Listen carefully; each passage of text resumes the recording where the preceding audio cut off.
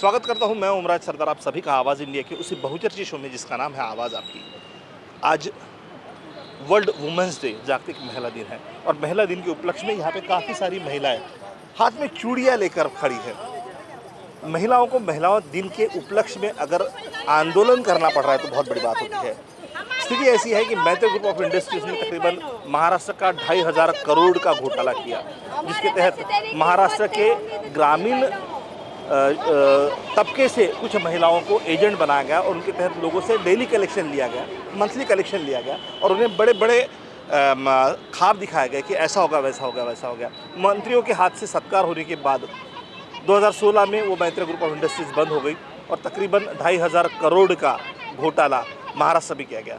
कहा जाता है कि महाराष्ट्र के अलावा और भी कई जिलों में मैत्री ग्रुप ऑफ इंडस्ट्रीज़ का जाल फैला हुआ था और वर्षा सतपाड़कर जो उस मैत्री ग्रुप ऑफ इंडस्ट्रीज़ की बोर्ड ऑफ डायरेक्टर थी, उन्होंने ये सारा घोटाला किया है। उन्हें जेल तो हो गई है, लेकिन इन लोगों का पेमेंट, जो इन लोगों का पैसा है, वो आज भी लटका हुआ है। ये लोग अपने पैसों के लिए आंदोलन कर रहे हैं। 2016 से आंदोलन इसी तरह से चल रहा है, लेकिन रिजल्ट नहीं मिल रहा है। आज महिला दिन के उपलक्ष्य में ये लोग यहाँ पर आंदोलन कर रहे हैं। आइए इनसे बातचीत करते हैं, उनसे जानते हैं इनका क्या कहना है, क्या मांग है, सरकार से क्या बातचीत हुई और सरकार का इसके लिए क्या कहना है, ये इनसे बातचीत करके जानते हैं। आज विश्व महिला दिवस है और महिला दिन मनाए जाने के बजाय आप लोग यहाँ पर आंदोलन कर रहे हैं। मैत्री ग्रुप जिन्होंने तकरीबन 2,500 करोड़ का हाँ, जो घोटाला हुआ था, उसी के विरोध में आप लोग कर रहे हैं। हाँ। तो इतने दिन से ये आंदोलन करने के बावजूद भी अब तक आपको उस तरह का समाधान नहीं मिला है, नहीं मिला, इसलिए आपको आंदोलन करना पड़ रहा है। तो क्यों ना मिलने के पीछे की वजह क्या हो सकती है? ना मिलने की वजह तो गवर्नमेंट ही बता सकती है, क्योंकि आज महिला दिवस मनाना चाहिए तो आज हम रास्ते पे उतरे हैं। यानी न्याय नहीं मिला, इसीलिए तो रास्ते पे उतरे हैं। न्याय मिलता तो घर में मस्त मजा मस्ती कर रहे थे लोगों के साथ, अपने घर के लोगों के साथ। लेकिन अभी हमारी ये हालत है, ना हम खुशी मना सकते हैं, ना मातम में जाते हैं। तो मातम में रोना तो दूर, तो हमको तो गाली खानी पड़ती है। उससे अच्छा तो घर से सड़के मरने से या लड़के मरेंगे ना, क्योंकि हमारी ऐसी हालत हो गई है कि लोग ना हमको जीने देते हैं ना मरने देते हैं। मरेंगे तो मर के मरो मत, पहले हमारे पैसे देके बाद में मरो बोलते हैं, तो मरेंगे भी कैसे? मरेंगे तो वो तो मुक्त हो जाएंगे, लेकिन उससे भी तो बेहतर जिंदगी जी रहे हम लोग मैत्री के फंसे। इसलिए ऐसी हालत है हमारी कि मेरा देवर गुजर गया, अभी 1 महीना हुआ, 1-1.5 महीना। घर में लोग मैत्री के लिए तो पहले बोलते हैं वो तो होता रहेगा, पहले बताओ कहीं कब मिलने हैं हमारे पैसे, मैत्री के पैसे कब देंगे? तो इससे ज़्यादा क्या दुख की बात हो सकती है? और हो सकती है क्या? घर में मेरे मैत है और घर में लोग मेरे को पूछ रहे हैं कि आप पैसे कब देंगे, तो इससे ज़्यादा दुख की बात हो ही नहीं सकती ना। तो कैसे हम महिला दिन मनाएंगे? है क्या महिला दिन मनाने लायक है हमारी परिस्थिति? गवर्नमेंट ने ना हमको कहीं का छोड़ दिया। इतने महिला का सम्मान है गवर्नमेंट के पास, तो हम 2 करोड़ महिला है, 2 करोड़ महिला है मैत्री में फंसी हुई, तो उसका क्या? वो महिला नहीं है क्या? वो भारत की नहीं है क्या? जब कंपनी को जब अथॉरिटी दी चालू करने की, तो गवर्नमेंट ने दी, तब क्यों नहीं बोले कि प्राइवेट है तो इसको नहीं देते करके? प्राइवेट है तो हम इसको अथॉरिटी नहीं देंगे चलाने की। उसने गवर्नमेंट ने अथॉरिटी दी, तो इसलिए हम फंस गए। बड़े बड़े लोग आए, श्रीदेवी आई, देवेंद्र फडणवीस आया मैडम को अवार्ड देने के लिए, तो हमने बोला कि हमारा बस्ती का समझो, यानी गांव का, यानी हमारे बस्ती का, नागपुर का है देवेंद्र फडणवीस, तो चलो फडणवीस साहब है तो हमारा अच्छा से ख्याल रखेगा। तभी तो मुख्यमंत्री था जब बंद किए, उनका कुछ दायित्व नहीं था क्या? जब मैत्री बंद की तो पहले लोगों के पैसे देकर बंद करना था। बंद किया ना तो पैसे लोगों को देकर बंद करना था ना, पैसे लोगों के डुबा के क्यों बंद किए? आप पिछले 2-2.5 साल से इस विषय के पीछे लगे हैं। 2016 में कंपनी बंद हो गई, उसके बाद आपने कई सारे आंदोलन किए। पिछले शीतकालीन अधिवेशन में भी आपने इस तरह के आंदोलन किए। एक वक्त कंपनी उस वक्त बंद हुई जब फडणवीस सरकार हुआ करती थी, आज फिर से शिंदे फडणवीस सरकार बनी हुई है। तो स्पेशली जो उस वक्त के मुख्यमंत्री और इस वक्त के उप मुख्यमंत्री जो है, उनका इस विषय पर क्या कहना है, आपसे जानना चाहूँगा। इस विषय पर गृह मंत्री और पिछले मुख्यमंत्री बात ही नहीं करना चाहते। आपने उनसे मुलाकात की, कभी वो वार्तालाप हुई इस बारे में? वो आपने ज्ञापन दिया उन्हें? हमने जब शीत सत्र में जो मोर्चा निकाला था, उस समय शंभूराज देसाई ने सरकार की तरफ से मध्यस्थी की थी और हमारा निवेदन लिया था। हाँ, उस मंत्री को हमारे विषय के बारे में तो कुछ बराबर वो हमारा समाधान नहीं कर पाए, लेकिन उन्होंने एक बात कही थी कि सीएम और डिप्टी सीएम के साथ में आप लोगों की मीटिंग लगाएंगे, और उन्होंने वो निवेदन के साथ में अपना एक कवरिंग लेटर लगाकर सीएम को और डिप्टी सीएम दोनों को भेजा है, लेकिन अभी तक सीएम और डिप्टी सीएम के तरफ से कोई रिप्लाई आया नहीं है। वो लेटर इन्होंने भेजा या फिर उन तक पहुंचा, इस बारे में कुछ आपके पास डिटेल्स है? नहीं, उन्होंने शंभूराज देसाई जी ने लेटर भेजा है, वो पहुंचा या नहीं पहुंचा? नहीं, ऐसा जो लेटर है शंभूराज देसाई के जो फाइल है उसमें हमने देखा है। हाँ, और वो फिर से उसको फॉलोअप करने के लिए हम लोग गए, तो वो उस लेटर को रिमाइंडर करके फिर से भेजने वाले थे। हाँ, और शीत सत्र के बाद में तुरंत ये मीटिंग लगने वाली थी और उन्होंने ये मीटिंग नहीं लगाई, इसलिए मैं सभी महिलाओं की तरफ से, और आज का जागतिक महिला दिन है, तो आज के दिन मैं ऐसे झूठे सरकार का निषेध करता हूँ। आपने कहा कि जल्द ही मीटिंग लगने वाली थी, तो मीटिंग ना लगने के पीछे की वजह कभी आपने शंभूराज देसाई जी से पूछने की कोशिश की? हाँ, शंभूराज देसाई जी से हमने 2 बार उसके बाद में मुलाकात की। उन्होंने कहा कि वो आपका निवेदन सीएम और डिप्टी सीएम के पास में भेजा है, और वो उधर से कोई अभी रिप्लाई आया नहीं है। उसके बाद में फिर सीएम के जो प्रोग्राम लगाते हैं, जो मीटिंगें लगाते हैं, और सीएम का ही जो समय निर्धारित करते हैं, तो उन अधिकारियों से भी हमने 2-3 बार मुलाकात की है। तो उन लोगों ने भी फॉलोअप के लिए संबंधित लोगों से उन्होंने बात करने के लिए उन्होंने भी आश्वासन दिया था। आपने ये जानकारी निकाले कि शंभूराज देसाई जी ने जो पत्र व्यवहार किया था, वो सीएमओ कार्यालय पहुंचा भी है या नहीं? नहीं, इसकी जानकारी हमको सीएम ऑफिस से हमें मिली नहीं है। लेकिन शंभूराज देसाई के कंप्यूटर के अंदर में हमने वो लेटर देखा है, उन्होंने दिखाया है। ओके। तो अभी जो सरकार है, उस सरकार का इस विषय पर तो चुप्पी साधे हुई है, तो क्या लगता है आपको, ये सरकार वाकई में उस तरह का निर्णय ले पाएगी? एक्चुअली ये विषय ऐसा है कि इस विषय के अंदर, क्योंकि जिस हमारे महिलाओं ने जिस कानून के तहत पैसा देने की मांग की है आज के दिन, तो वो कानून है the banning of unregulated deposit scheme act 2019। हाँ, 2019 ये पार्लियामेंट में पारित एक्ट है। इस एक्ट के अनुसार ऐसा है कि सरकार ने गलती की है एक्चुअली। मैत्रेय के लोगों कुछ नहीं, और भी लोगों को भी, और भी जो कंपनियां डूबी है, तो उनका पैसा रिटर्न होना चाहिए, इसलिए सरकार ये उनके पक्ष में काम ही नहीं कर रही है। और सरकार का जो कोर्ट है, जो MPID कोर्ट है, महाराष्ट्र का हर स्टेट में ऐसे कोर्ट है जो इकोनॉमिकल केसेस हैंडल करते हैं, तो उस कोर्ट वो जो कानून है, वो कानून ही ये जो इन्वेस्टर और एजेंट लोगों के खिलाफ बना हुआ है।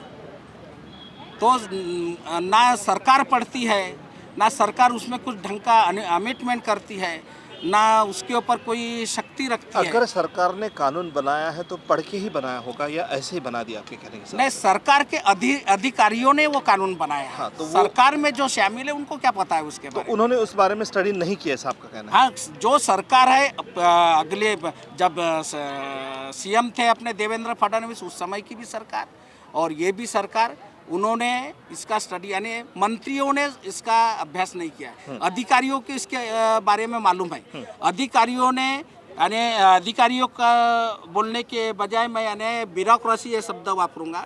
ब्यूरोक्रेसी के अंदर में ऐसे लोग हैं कि जो नहीं चाहते कि खून पसीने का पैसा लोगों को उनका वापस मिले। ये कानून ही ऐसा बनाया हुआ है कि इस कानून में ही लिखा हुआ है कि तुमने जो इन्वेस्ट किया था और वो कंपनी ने तुम्हारा अगर जो पैसा है, तुम्हारा इन्वेस्टमेंट तुमको अगर वापस नहीं किया है, तो उस कंपनी के पास में जो कुछ भी पॉलिसी होगी, जो भी स्कीम होंगी, तो वो आपको वो देकर अपना यानी आपका भुगतान कर सकते हैं। तो इसी वजह से तो अगर वो इसमें ये सारी चीज़ें लिखी हुई है तो फिर ये कहाँ पर आ गया कि आपका जो पैसा है वो नहीं दिया जा रहा है? हाँ, बताता आपने जो अभी थोड़ी देर पहले जो सवाल खड़ा किया था कि सरकार या फिर सरकार के जो अधिक लोग हैं उन्होंने उसके ऊपर स्टडी नहीं की हाँ। है, तो फिर ये कैसे आप बोल सकते हैं? ये इसलिए बोल सकते हैं कि उसके अंदर जब ऐसा लिखा हुआ है कि वो कंपनी आपको कुछ ना कुछ देकर, जैसे प्लॉट की स्कीम होगी, फ्लैट की होगी, तो वो देकर आपका भुगतान कर सकती है। इसीलिए मैत्रेय कंपनी के कुछ बहुत टॉप लेवल के डायरेक्टर और सीनियर लोग और इसमें इंक्लूड सरकार, ऐसे 55 लोगों ने मैत्रेय की प्रॉपर्टी अपने नाम से कर ली। आप कैसे आरोप लगा सकते हैं ये सब? आपके पास क्या प्रूफ है इसके? जिस कोर्ट में ये केस चालू है, MPID कोर्ट मुंबई में, सेशन कोर्ट नंबर 7 में चालू है, उसकी चार्जशीट मेरे पास है। गवर्नमेंट जब कौन सी पॉलिसी लगाते हैं तो पहले ही अथॉरिटी नहीं देना चाहिए कि ये आगे चल के फसौनी होगी ही होगी, तो नहीं देना चाहिए था परमिशन। तो फडणवीस सर सतपाट करके ऑफिस में बड़े बड़े बैनर के साथ उनकी फ़ोटो, उनकी वाइफ, उनकी फैमिली सब मिलके वहाँ पे फ़ोटो लगाए थे। और अभी कहाँ गए? हाँ, जब वो मुख्यमंत्री थे, अब कहाँ गए? अब क्यों नहीं आ रही है? 2.5 करोड़ महिलाएं महिला दिन के दिन ये रोड पे खड़ी है, तो आप कहाँ गए? वो तो नागपुर के रहवासी है ना, उनको समझना चाहिए था ना। और ये इतनी सारी महिलाएं यहाँ पे खड़ी है, अपने छोटे छोटे बच्चे घर पे छोड़ के यहाँ पे आई है, तो कुछ न्याय तो देना चाहिए ना। मी कल्पना सुरेश कापशे, गडचिरोली डिस्ट्रिक्ट वडसावरून आलेली आहे आणि मी मैत्रेमध्ये 4 वर्ष काम केली आहे। आणि आमच्या एरियातील गडचिरोली जिल्ह्याचं म्हणण्यापेक्षा आम्ही ज्या आमच्या मैत्रेच्या ग्रुपमध्ये जेवढे जण काम करत होतो त्यांचं आमचं 6 कोटीच्या वर झालेलं आहे, त्यांच्याकडे गुंतवणूक झालेलं आहे। आणि आम्हाला काही सरकारला म्हणायचं आहे, एवढंच म्हणायचं आहे की आमची जी गुंतवणूक झालेली आहे ती तुमचं, आम्ही त्यांना परमिशन होतं हेच बघून आम्ही काम केलेलं आहोत, असं म्हणजे उन्हाडकेसारखं काम केलेलं नाही आहे। सर्व गोष्टी बघितल्या की गव्हर्नमेंट यांना सपोर्ट करत आहे, म्हणजे आमची जी बचत आहे ती कुठेतरी सुरक्षित आहे, या उद्देशाने आम्ही ती बचत केलेली आहे। परंतु 2016ला हे आमच्या त्या मैत्रेय ग्रुपवरती बंधन आलेलं, तर आम्हाला तेव्हा कळलं की मैत्रेय ग्रुप ऑफ कंपनीज ही काहीतरी चुकीचं व्यवहार केलेली आहे आणि त्यामुळे आम्हाला आपलं मैत्रेय बंद पडलेलं आहे, ही त्यानंतर आम्हाला कळलं। परंतु ही आधी आम्हाला काही माहिती नव्हती, म्हणून जे म्हणजे तळागाळातील मैत्रेय ग्रुपमध्ये गरीबातले गरीब जनतेचा पैसा आहे। आणि आम्हाला एवढंच म्हणायचं आहे गव्हर्नमेंटला का तुम्ही काही करा, पण प्रॉपर्टी मैत्रेयची प्रॉपर्टी गव्हर्नमेंटच्या अंडरमध्ये आहे, तर तिचा रिझल्ट लावून गरीबातील गरीब ज्या कष्टाचा पैसा भरलेल्या जनतेचा पैसा जो आहे तो तुम्ही आम्हाला परत करा, असं आमचं म्हणणं नाही की आम्ही शिव्या शाप देऊन काही आमचा फायदा होणार नाही आहे आणि आम्हाला इच्छा पण नाही आहे की त्यांना असं काही बोलावं। परंतु पैसा गेलेला आहे म्हणजे जीव तळमळत आहे। आता कोणी कोणत्या भाषेत पण उत्तर देऊ शकतो, कारण आम्ही त्या शिव्या समाजामधून खात आहोत। आता आम्ही इथं किती तुमच्यासोबत समझोता घेऊन बोलू, पण समाज आमच्यासोबत तसा व्यवहार नाही करून राहिला आहे, आमची अवहेलना करून बोलतो आहे समाज का मैत्रेचा पैसा इने खाल्ला असं प्रत्येक एजंटला बोलल्या जात आहे। पण मैत्रेचा पैसा मैत्रेमधल्या असलेल्या एजंटनी, मी 100% गॅरंटी देऊन सांगते, एकाही एजंटनी तो पैसा घरी वापरलेला नाही। तो एजंट महिला असू द्या, पुरुष असू द्या, कोणी असू द्या, पण सर्व जो बिझनेस आहे तो मैत्रेमध्ये गेलेला इमानदारीनं टाकलेला पैसा आहे। आणि म्हणूनच आमची विनंती अशी आहे की गव्हर्नमेंटनी पण याचा विल्हेवाट इमानदारीनं लावावं आणि आमचा पैसा, आणि आता सरकारने जो 2019मध्ये बर्ड्स ॲक्ट म्हणून जो कायदा काढलेला आहे, 180 दिवसात त्याचा रिझल्ट लावून ग्राहकांचे पैसे वापस करण्याचा, तर आमचे हात जोडून विनंती आहे की त्या ॲक्टनुसार आमचा रिझल्ट लावून सरकारने आमचे ग्राहकांचे पैसे आमचे होऊ प्रतिनिधीचे शकते पैसे कदाचित सरकारचे 180 दिवस व्हायचे असावेत. नाही, असं 180 कधी संपणार त्यांचे 180 दिवस. आमच्या म्हणण्यानुसार आज महिला दिनाच्या दिवसापासून तरी आमची विनंती आहे की आजच्या दिवसापासून 180 दिवसामध्ये आमचा रिझल्ट लावून दिले तर कायद्याप्रमाणे, ते आमच्या आणि तुमच्या म्हणण्याप्रमाणे, जनतेच्या म्हणण्याप्रमाणे नाही, सरकारच्या ज्याने जो कायदा काढला आहे त्या कायद्यानुसार आमचे पैसे आम्हाला परत द्यावे अशी आमची सगळ्यांकडून मैत्री ग्रुपमध्ये काम करणाऱ्या प्रतिनिधीकडून आणि ग्राहकाकडून विनंती आहे की सरकारने आमच्याकडे अवश्य लक्ष द्यावं व मैत्रीचा पैसा 180 दिवसात परत द्यावा, ही सर्वांतर्फे मी विनंती करते गव्हर्नमेंटला. परमिशन दिलेलं होतं का कंपनी चालवायची म्हणून. सपकाळकर, वर्षा मधुसूदन सपकाळकर मॅडम ह्या डायरेक्टर होत्या. एक लेडीज होती म्हणून इतक्या मोठ्या लेडीजनं काम केलेलं आहे आणि एवढ्या मोठ्या लेडीजचं फसवणूक झालेली आहे. तर या सरकारने थोडा विचार करावा एक लेडीजचा म्हणून, आणि प्रत्येक लेडीजवर जो अत्याचार झालेला आहे तो या भानामध्ये घेऊन शासन प्रशासनाने सगळा विचार करावा याच्यावरती. आणि जे प्रॉपर्टी आहे आमची, जे आमच्या मेहनतीची गोरगरिबाच्या काड्या मोड्या विकून जगणाऱ्या व्यक्तीचा जो पैसा गुंतवलेला आहे त्याच्यामध्ये, ती प्रॉपर्टी विकावे नाही. जर विकून ते पैसे देऊ शकत नसेल तर सपकाळकर मॅडमला बाहेर काढावे आणि सगळ्या गोष्टी क्लिअर करून आमच्या मैत्रीच्या या कंपनीच्या आज महिला जागतिक दिनाचा दिवस आम्ही कुठे नाही कुठेतरी शाळेमध्ये किंवा कोणातरी याच्यामध्ये सावित्रीबाईचा फोटो ठेवून पूजा करून आम्ही आमच्या महिलाचा सत्कार करणार होतो आणि सत्कार करत होतो आजपर्यंत. पण आज सत्कार न करताना आज आंदोलनासाठी बसलेलो आहो, कारण आम्ही त्याला भीक नाही मागत आहे, आमच्या हक्काची भाकर मागत आहे. तसं एवढंच बोलते आणि मी इथंच थांबते.